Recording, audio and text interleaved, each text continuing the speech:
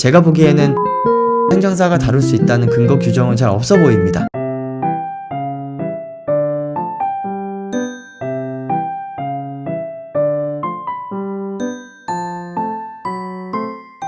안녕하세요. 행정사 홍현입니다. 계속 자격사에 대해서 얘기 나누고 있는데요. 첫 번째 중개사와 행정사에서 이야기했고요.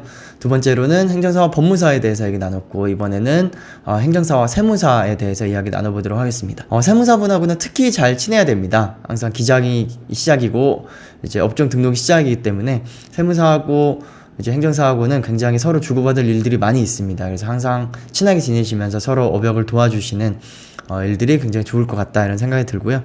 세무사에는 굉장히 중요한 일들이 많이 있어요. 그래서 행정사 분들은 반드시 세무사법을 아셔야 됩니다. 세무를 알아야 되는 게 아니고요, 세무사법을 알아야 된다, 얘기 드립니다. 그 중요한 거는 이제 세무사가 어떤 일을 하는지를 알아야 되는데, 이게 모르면 세무사법 위반을 하게 되는 경우들이 종종 생깁니다. 저도 처음에 몰라서 그럴 뻔한 일들이 있었기 때문에 말씀을 드리면, 일단 세무사는 이제 조세에 대한 신고를 하는 게 기본이죠.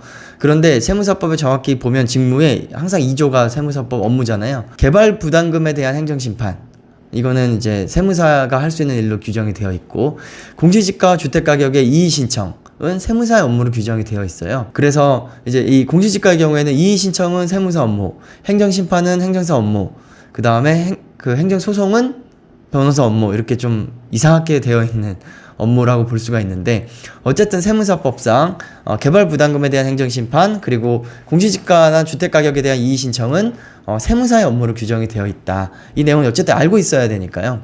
그래서 알고선 우리 일이 일단 뭐 법상으로는 아니다라고 보여집니다. 그 다음에 이제 세무사법에서 굉장히 중요한 점은, 우리 공인중개사법, 법무사법, 행정사법 다 마찬가지로 이 일을 법무사만 할 수 있고 행정사만 할 수 있고 공인중개사만 할 수 있도록 되어 있고요. 이거를 업으로 한 자는 처벌을 받도록 처벌 규정을 두고 있어요. 그런데 문제는 세무사는 이걸 업으로 한 자에게 처벌 규정을 두고 있지 않습니다.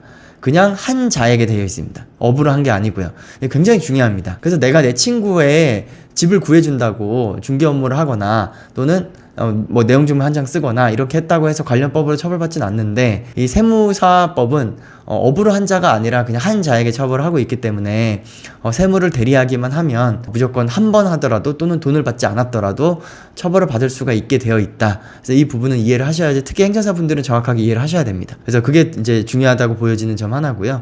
그 다음 지방세에 대해서 너무 많은 일들이 오갑니다. 그래서 지방세에 대해서 제가 몇 번 얘기를 했었었는데, 너무 안 좋은 얘기도 듣고 그래서 그냥 제 개인 의견이라는 점을 전제로 말씀을 드리면, 세무사 업무에는 정확하게 조세에 관한 신고를 할 수 있다고 되어 있잖아요. 이 조세라는 거는 국세와 지방세가 다 포함이 되겠죠. 그래서 우리 그 행정사들 사이에서 국세는 이제 저희가 하면 안 된 세무사법 위반인데, 지방세는 할 수 있다고 알고 있는 행정사님들이 굉장히 많아요. 근데 제가 보기에는 지방세를 행정사가 다룰 수 있다는 근거 규정은 잘 없어 보입니다. 그래서 저는 못할 것으로 생각이 되는데, 그건 뭐 사람마다 차이가 있다면 제가 관여할 바는 아니고요. 어쨌든 저는 지방세든 국세든 저는 제 일이 아니라고 생각하고 하진 않고 있습니다. 뭐 잘 알지도 못하고요. 그런데 지방세를 행정사분들이 하시는 분들이 굉장히 많이 있어요. 그런 분들이 많이, 제가 보건대 아마도 그 지자체에서 공무원으로 근무하실 때 그런 지방세 관련 부서에서 근무를 하셔서 이쪽에 굉장히 많은 지식을 갖고 계신 전문가분들이 아마 행정사분들 중에 많이 있겠죠. 그래서 아마 이쪽 분야에서 많이 일을 하시지 않나, 이런 생각은 듭니다. 근데 어쨌든 제가 보기에는 이제 법적으로는 그 근거를 찾기는 좀 어려워서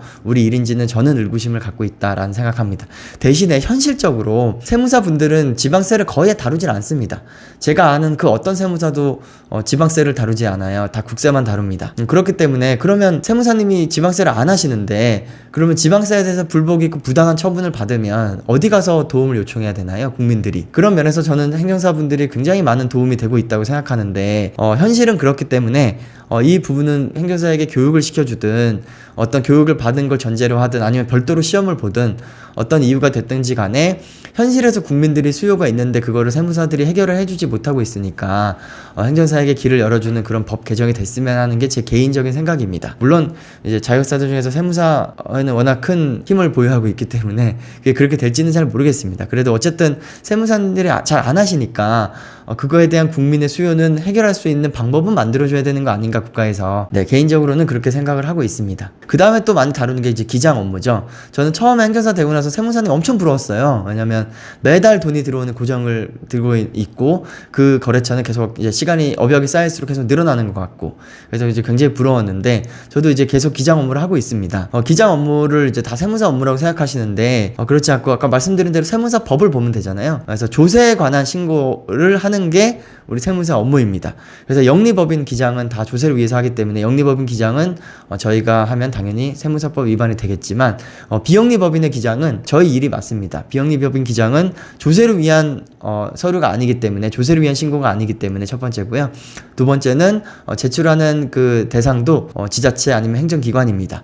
그렇기 때문에 비영리법인 그 다음에 사회복지기관에 들어가는 기장은 행정사 업무를 보고 있고요. 저 역시 어린이집이나 요양원 같은 이제 사회복지기관의 기장 업무를 맡고 있습니다. 실제로도 수행을 하고 있고요. 사대보험까지 다 관리를 하고 있는데 이 부분은 이제 별도로 기업 자문을 어떻게 할 건지에 대해서 다룰 거라서 그때 이제 기장 업무는 같이 이야기를 나누도록 할 거고요. 다시 한번 이제 말씀드리자면 제가 하는 제 얘기들은 재판부의 판단은 달라질 수 있습니다. 이제 개인 의견이라는 점 말씀드리고 거기에 대한 판단은 직접 하시기를 말씀드리면서 정리하도록 하겠습니다. 내용이 도움이 되셨다면 구독과 좋아요 부탁드리겠습니다.